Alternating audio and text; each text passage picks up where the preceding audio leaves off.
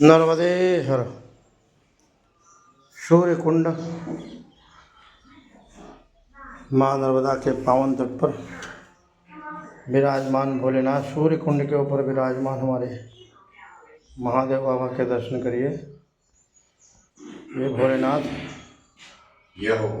सूर्य कुंड पर विराजमान है दिव्य स्वरूप में। नर्मदे हर। ये सूर्य कुंड है। यह बहुत प्राचीन तीर्थ है सूर्य कुंड और भगवान भोलेनाथ का स्थान। जय हो पप्पा। जय हनुमंत संत हितकारी। नर्मदे हर नर्मदे हर। नमः शंभवाय च मयो भवाय च नमः शंकराय च महेश्वराय च नमः शिवाय च शिवतराय च।